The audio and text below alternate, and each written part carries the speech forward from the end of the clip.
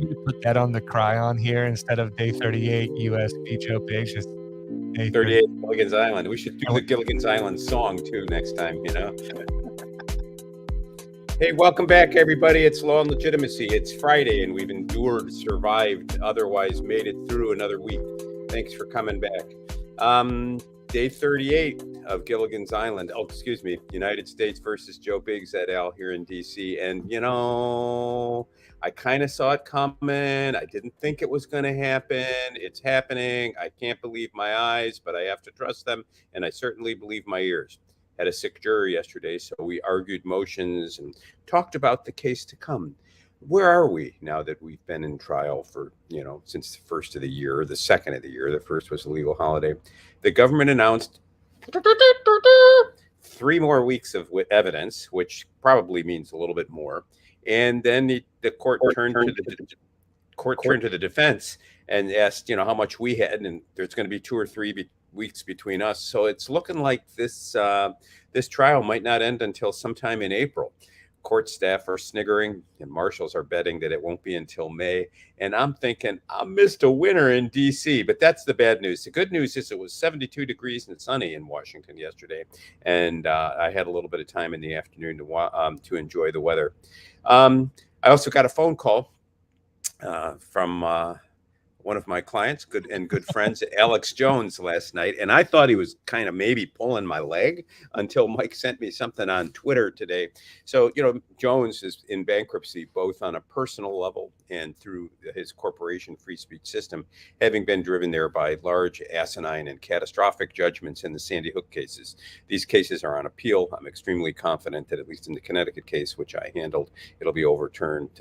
We had a default, which was a disproportionate remedy given the discovery issues in the case. Mr. Jones may not have complied perfectly, but he substantially complied. The court treated him as though he ignored the litigation and then issued a series of rulings in response to the request from the Sandy Hook parents during trial that limited what he could testify to. So basically, he walked away.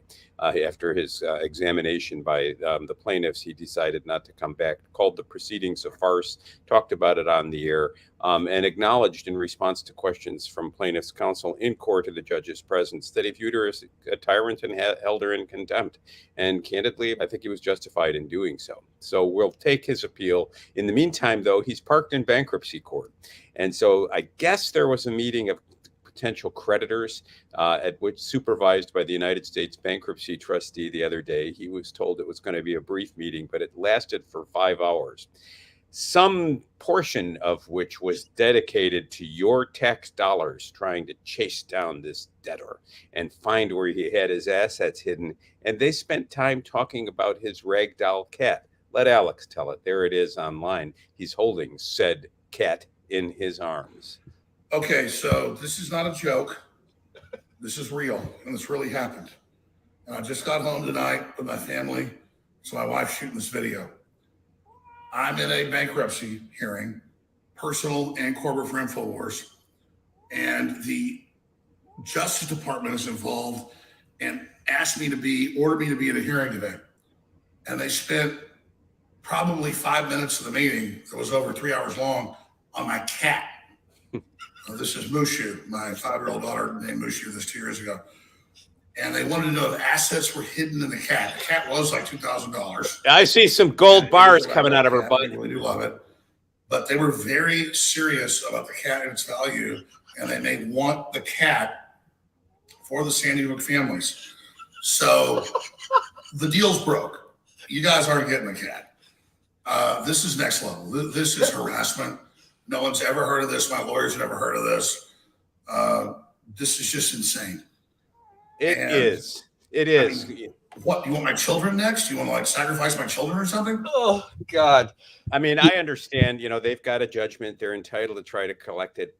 You know, they're going to learn sooner or later that there's no there. And what's happened in this case is through a series of, frankly, asinine rulings by judges who probably aren't fit to sit. jurors were lied to and led to believe that Jones had hundreds of millions of dollars of assets. And now the plaintiff's lawyers want their share of it, and they want to get what they can for their clients. And guess what, folks? There's no there there. So the bankruptcy court is going to be ridden to its absurd conclusion. And perhaps the United States trustee will have the gumption to present to a federal judge an order demanding that Mushu the cat be turned over so it can be liquidated and sold on the open market. And the $1,500 or $2,000 you get, I wouldn't pay that much for a cat, but hey, whatever that cat will fetch on the open market will be divided some 20, 30 ways, and then the plaintiffs can all dive at it and fight for their fair and equitable share. Wait a minute, I should get $100 from that cat. No, your share is only 98. Mine's 79. Mine should be 150. I mean, come on. Look, Sandy Hook was a tragedy. Pete Atkinson says, I wanted Alex Jones with a cat tattoo. It's pretty classic, but hey, what are you gonna do? I love this. So, I don't know, so Mike and I have a number of topics we want to dance through them, and we got to get through them quickly, I guess, if we're going to cover them all. Vivek Ramaswamy, we're developing a man crush. You cannot, Mike, satisfy a spiritual hunger with fast food.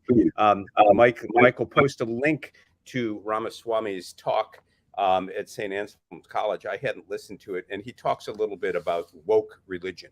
And basically what he says, and I think I'll translate it into terms that I can understand, is that we are beings who seek a sense of purpose, and we seek a sense of purpose in the world. In the Western tradition, we've done so in the Greco-Roman Judeo-Christian tradition, and we have teachers who we've looked to for millennia: Aristotle, Aquinas, the Church, the teachings of the Catholic Church. In our time, these teachings have been discarded, but the hunger that they serve has not been erased. And so we have a generation that's looking to sacrifice that sense, or not sacrifice. We have a generation that's looking to replace that sense of purpose that was historically moored in ideas of great significance and longevity with something. And so they've relied on wokeness. And so wokeness is this mysterious tendency or social fabric in which we are embedded. And we're taught that because of historic justices, the position we occupy yields a need for us to make accounts in the name of social justice to one another. And as a privileged white male, therefore, I cannot be guilty enough. And wokeness demands that I bend the knee to every identity, and so forth. And, Ramaswamy's smart. He says, look, there are historic injustices and they need to be dealt with. I think what he would say is they need to be dealt with within the context of historic traditions. Well, Norman, if I can slightly modify what you were just saying, because I think what's really important, what's really important here to me is that he's 35 years old. So 37. We want to make sure that everybody knows he's old enough to run for president. Out in the chat for us, please, while we argue. But anyway, 35 to 37. We'll call it 36 for the sake of argument. It doesn't make much of a difference to me because I'm about to turn 33 in another few weeks. And so we're really not that far apart. He is a millennial. So when he's speaking on these issues in such a surgical manner, I am so optimistic that we found somebody who can speak the language and analyze what we as a demographic are observing. I've talked to you, I don't know how many times, Norm, ad nauseum about the way I see this. And I've said before that these issues of race and division did not exist for the millennial generation for a number of years. It was almost as if we as a society or we as a demographic had conquered that. And what he is saying, and this is where I'm going to modify what you were saying a tad, is that it isn't perhaps that there is inherent legitimacy in the argument. He's saying that Gen Z and millennials come to the table on the topic with full hearts, right? That they honor the general notion of historic injustice. And that is why he sees it as a good thing. And then he clarifies to say, not from a top-down authoritarian perspective, but he can understand why Gen Z and millennials have been vacuumed into this issue in the way they have. But sorry, go ahead.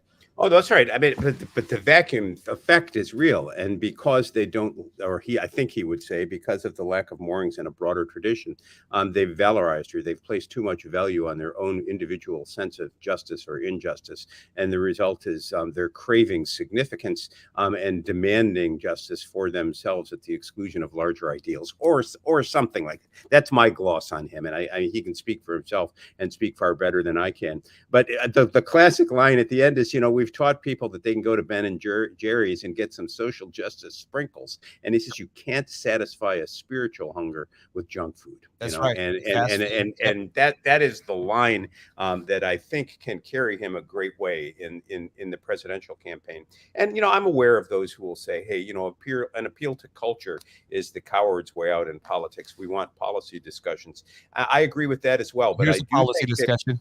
But I do think that you have to have a cultural and a philosophic perspective in order to have meaningful policy discussions, because otherwise you don't know how to distribute scarce resources. You don't know how to emphasize things one over another and have a sense of priorities. So keep an eye on Ramaswamy. And here's a policy proposal. He'd like to end the federal Department of Education.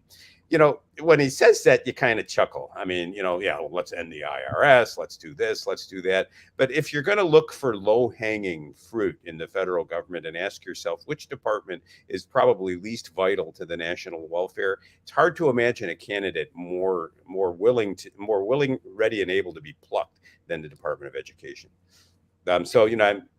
Yeah, look, the Federal Department of Education's mandate is really just kind of muddied and unclear at this point in time. Right.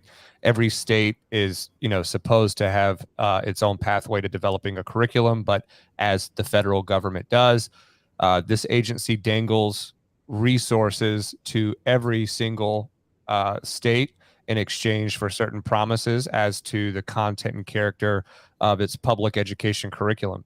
And what we've seen, I mean, there have been, cries during the Trump presidency. I forget the woman's name that he appointed to be the head. Betsy Voss. Yeah.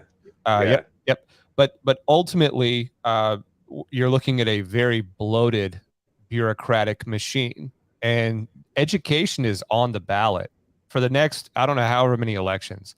But we're watching a push for vouchers, right? We're watching a push for legislature, state to state, to have, quote, money follow the student rather than the school.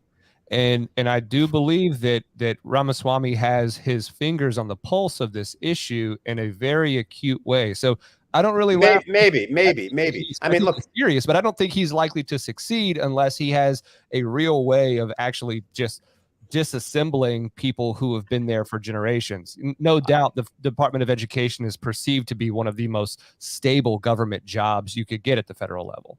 So, I'm of two minds about the Department of Education. I think that in terms of STEM, science, technology, engineering, and math education, we need high national standards, and we need to assure that our schools are producing a competent cadre of students year by year to master the world around us. And STEM education is significant. And I think federal standards there and a federal initiative to make sure that each locality has the resources necessary to make sure students have a chance to succeed in those areas is important. But I think where the Department of Education has shot itself in the foot is it's taken the easy route, and rather than having STEM, it's gone woke. And so, instead of producing a generation of children who can operate, who understand calculus, we've got a number of people who can make grievance-related demands because of diversity in DEI, whatever that is, to diversity, equity, and inclusion. Call it so grievance studies majors, right?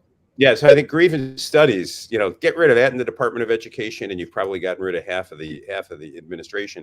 I don't know that I'd want to throw out the baby with the bathwater, though, because I do think that in some struggling communities, help is necessary to provide adequate STEM education. But I give Ramaswamy credit for capturing the headline, and I'm getting now, folks, in case you don't have Mike's and my emails tapped, Mike's getting a serious man crush from Ramaswamy. Yeah, I think I sent you something yesterday. It was before I had seen the 3.5 minutes at the Institute of I guess politics or economics there in New Hampshire. But before I saw that, I saw this, and I sent it to you, and I said he needs to be careful. I might like him. And then I saw the other thing, and I sent it to you. I said, too late.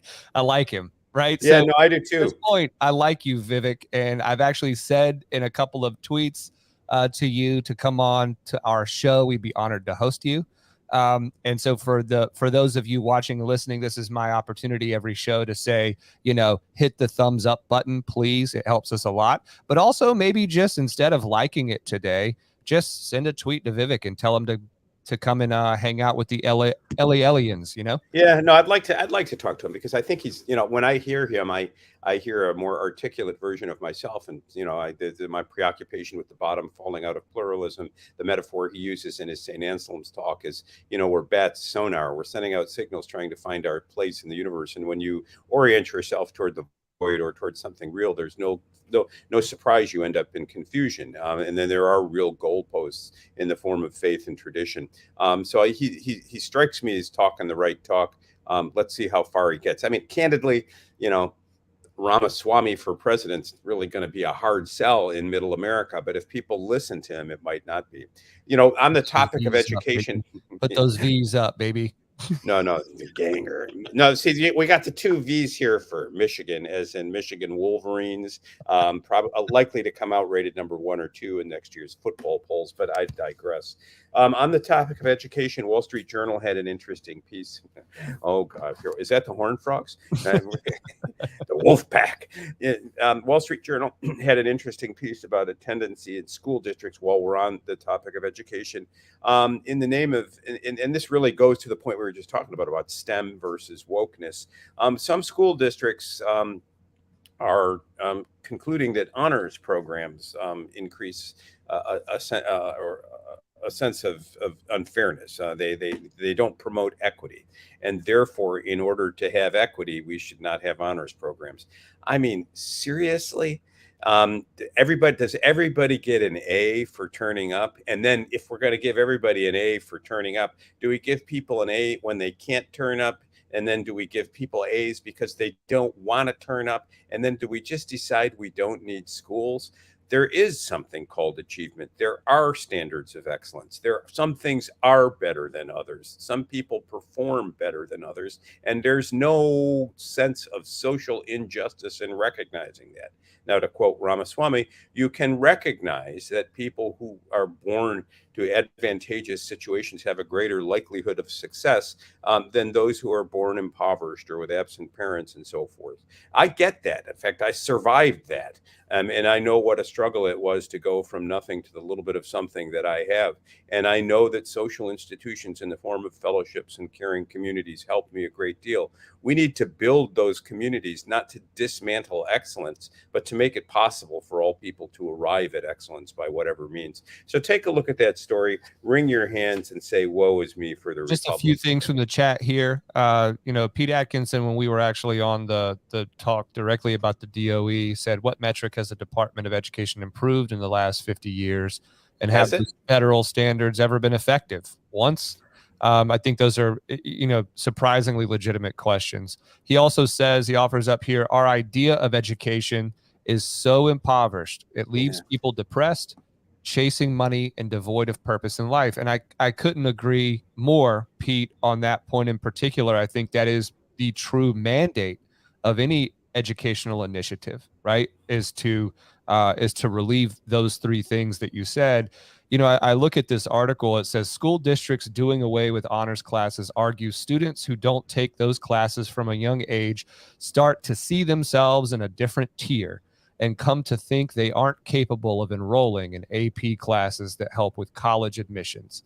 And it's just so backwards, Norm, when you approach a problem with a solution that says punish the successful in the name of the unsuccessful, and somehow we will reap the same rewards of merit. Yeah, I don't think we will. I don't think we will. I mean, on the other hand, I understand what they're saying. I mean, I grew up amid chaos. We moved from year to year. No school system ever tracked me, and I never took an AP course. Didn't even do a lick of homework. Had no idea I was a good student until I stumbled into college, and I had a chance to live on my own and realized how fun it was to learn. And so I look back wishing that, I had been tracked and that I'd had those opportunities. But I also overcame those obstacles and never gave up on the pursuit of excellence. If our schools do so, expect more train crashes in East Palestine, because or Palestine, because nobody's going to be able to run the train, much less repair the track. We are becoming an Ayn Rand novel. We are becoming Atlas Shrugged in real time, right? Watching this stuff go on. And Pete says something that I know isn't intended to be incendiary, but in this day and age, without context, he says excellence creates inequality. What do you think about that, Norm? Of course it does. But it absolutely does. Right? I mean, so people are just different. Hey, look, I'll never play football like Patrick Mahomes, even in my fantasy life. He is excellent. He lives in a different universe than I do. Should we, break one of his kneecaps so that he can play football about as well as I do? I remind people of the classic short story by Kurt Vonnegut. I think it's Henry Bergeron, and it takes only 15, 20 minutes to read, maybe a half an hour, depending on whether you're moving your lips while you read. But in Bergeron's world, equality was so important that if you were born with a natural gift, you got docked. If you were too intelligent, they had put something implanted in your ear to throw in a burst of loudness every now and then to distract your thoughts. Too fast to carry 30 extra pounds, so that in life's sprint to the finish line, you got there at about the same time the obese person did. Yes, there is inequality in the world. Some things are better than others, but we can have equal regard for one another. That's right. And so That's I think exactly that right. Equality of position is not the same thing with equality of respect. And so, and Atkinson's an interesting case study. Mike will remind you that we did a long form interview of him. And, he's a homeschooled young man of enormous intellectual gifts and promise, and extremely well educated. Sorry, Lawyer Will, today's not your day, buddy. Oh, wait, Lawyer Will, no. So you don't know Lawyer Will and Pete are brothers, and they have this system. They get points depending on how many times you mention. There is a third Atkinson brother. I've almost confirmed 100% there's a third Atkinson brother, but because he's located on another continent, apparently he has trouble with his comments coming through on Rumble. So I've seen screenshots of an apparent or an alleged third Atkinson brother. I'm almost persuaded. I'm 100%. The YouTube link. We'll see. I'm 100% almost persuaded. Let's not talk about the failures of our educational system today. Let's not demonstrate them. Hey, why is Bill Gates buying beer? Why is Bill Gates buying out Heineken? What's going on with that? Oh man. So this is one of my favorite topics, as you know, but because it's Bill Gates and it has anything to do with wait, what's your favorite topic? Beer? The business of beer is obviously my favorite topic. And that's because, as you know, I work in the business of beer as an attorney at a number of different levels. But this headline is interesting. And so I bring this up to say, so Bill Gates buys nearly $1 billion stake in Heineken, despite not being a big beer drinker. That, to me, is the key. Now, this article will not talk about, what being not big beer drinker means. At all. It just kind of talks about the Dutch standards around disclosures of certain purchases of publicly traded stocks. So Heineken is a Dutch company, but Heineken, obviously they're famous for the green bottles of beer, but they're also the owners and purveyors of over 400 brands of beer or products. I didn't know that. Wow. So if you're a fan of something like Lagunitas, for anybody who's watching, that's a Heineken owned brand. So this is an opportunity for me to just say that even when you go to the craft beer aisle in your grocery store, that's not necessarily to say that what you're seeing there are craft, aka local breweries. Usually these things are still dominated by larger conglomerates. But what I am paying attention to on behalf of clients and on behalf of what I do are the trends in beverage alcohol. And what we know is over the last several years that beer has lost market share to both wine and spirits in large numbers. There's been massive wholesaler consolidations all over the U.S. But also we're seeing at the same time the emergence of this zero beer category, which Heineken is a leader in now, the Heineken zero alcohol beer.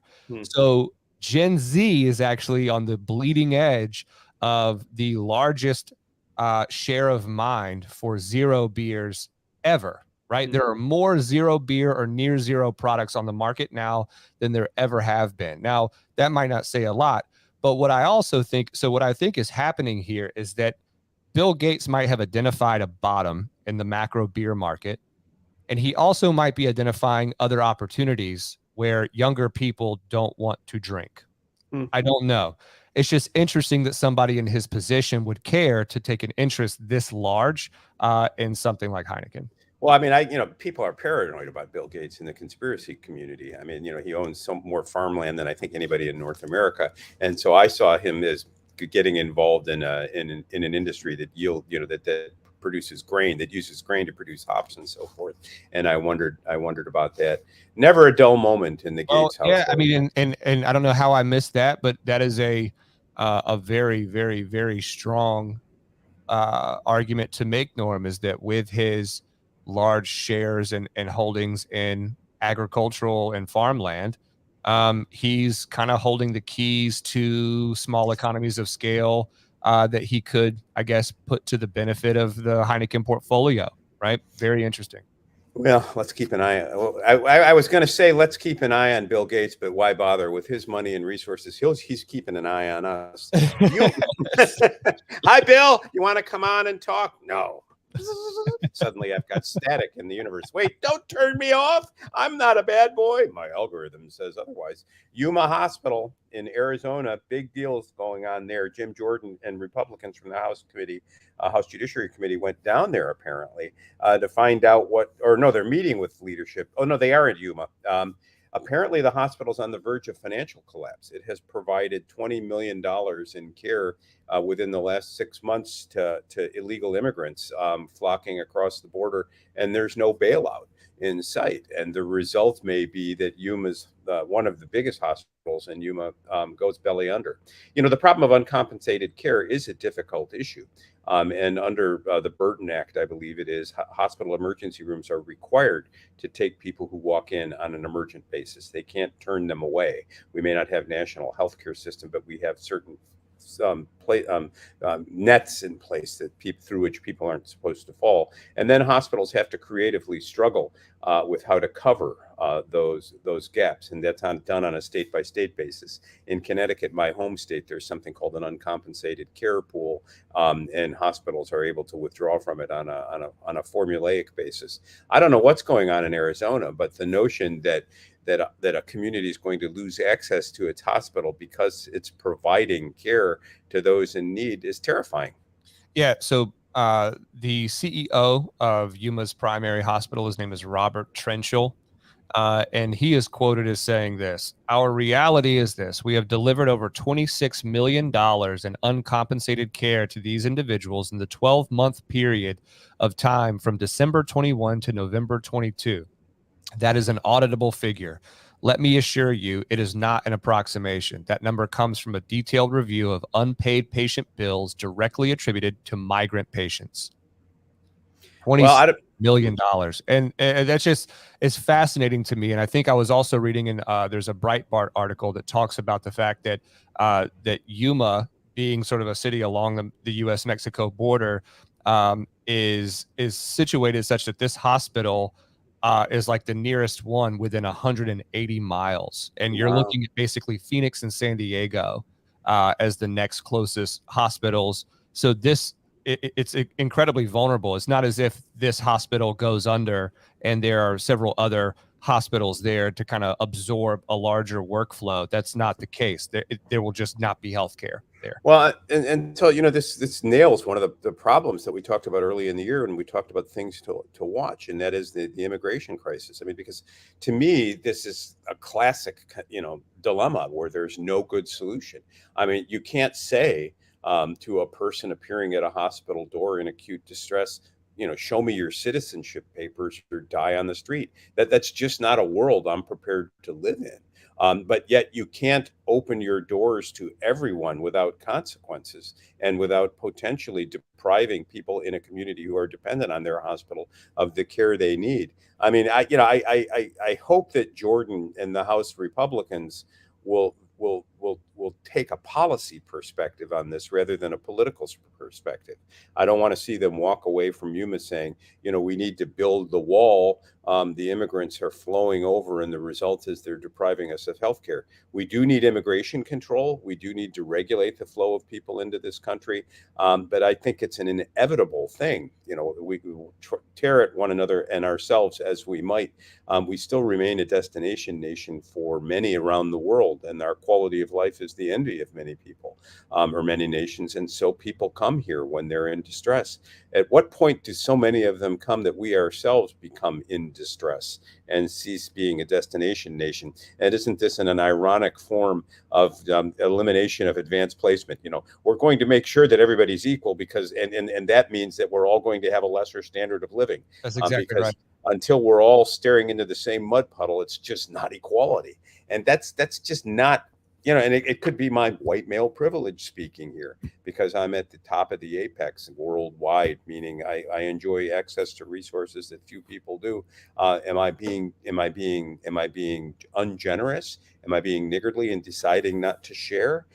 Should I decide, okay, I'll go live in an apartment in Washington, D.C., as I'm now doing? Should I make this my permanent life? I think not. But yet, the pressures of the world impinge and press upon us, and these policy decisions and the remaking of the world in terms of values all of us can share is the urgent task of the day. How long are you going to be in D.C., Norm?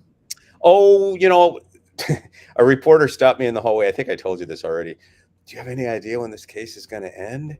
And I looked at her and I said, yeah, I am absolutely certain that it will end sometime in 2023. So I'm, you know, my hunch is it's going to be sometime in April, could be May. You know, every day is a new day. I'm walking out the door in a few minutes with a briefcase full, hoping to cross-examine a witness. But yesterday, a sick juror, you know, threw a wrench in the works.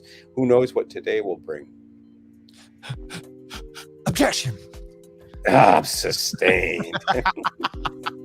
Well, we'll be back on Monday. You can find us on Apple Podcast, Spotify, Google Play, etc. We are on YouTube. We're up to 16 subscribers, Daddy.